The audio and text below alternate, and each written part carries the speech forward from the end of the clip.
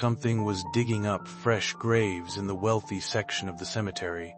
Claw marks, not shovel marks, until the new night watchman shone his flashlight on it, and it wasn't an animal at all. If quiet, true blue-collar horror is your thing, subscribe now, because this series only gets stranger.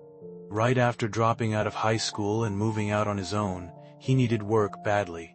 The local cemetery was hiring, and honestly, it turned out closer to a free gym membership than an actual job, hard on the lower back, but he got strong fast, and most days it just felt good to be outdoors. The cemetery had two sections, standard grave sites making up most of the grounds, and a private northwest corner reserved for wealthier families. Mausoleums, angel statues, the works. He almost never worked that section. The older guys didn't trust him yet with the cleaning chemicals. Which is why it was strange when he got a call on his day off, asking if he'd been up there recently. His boss was livid on the phone, demanded to know if he'd been messing around on the northwest plots. He hadn't been up there in months actually, since watching an old-timer demonstrate the marble cleaner during training. His boss sighed, confused, and said the explanation could wait until his next shift.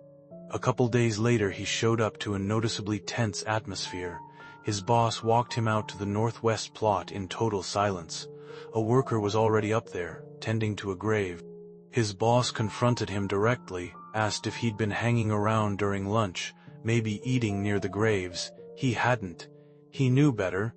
Food attracts wildlife that can damage the resting places. That's when his boss explained. Something had tried to dig up one of the freshly dug graves. Something, not someone. Every gravedigger there had enough experience to tell tool marks from hand marks, and this wasn't either. Rough, ragged edges, claw marks.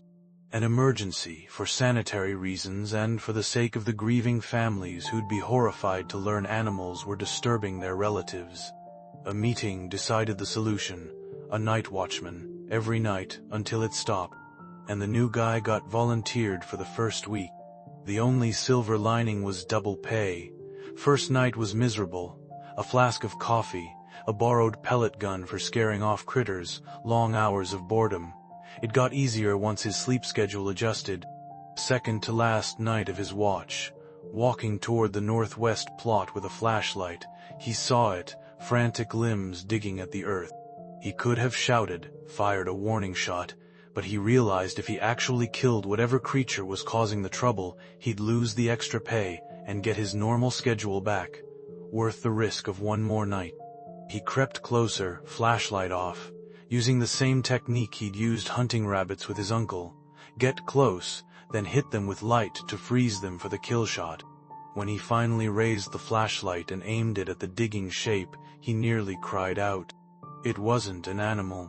It was a human being, crouched on all fours, digging at the earth with bare hands. He couldn't bring himself to raise the rifle. Too stunned by what he was actually looking at.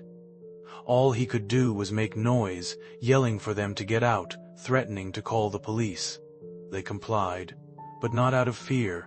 The look in that person's eyes was pure fury, rage at being interrupted mid-act. He genuinely believes that if he hadn't been holding a rifle, visibly capable of defending himself, he might not have survived that encounter. The other workers didn't fully believe what he described. Not that he'd seen something, but what it actually was. He understands the skepticism. He still doesn't fully understand it himself. Police found a few boot prints and nothing else. The person had run deep into the tree line, far past anywhere he could follow or see. All he knows for certain, it was a person. Digging up graves with bare hands, in the dark, and furious at being caught doing it. Some jobs come with warnings you don't fully appreciate until you're standing alone in the dark, staring at something that was never supposed to be human in the first place.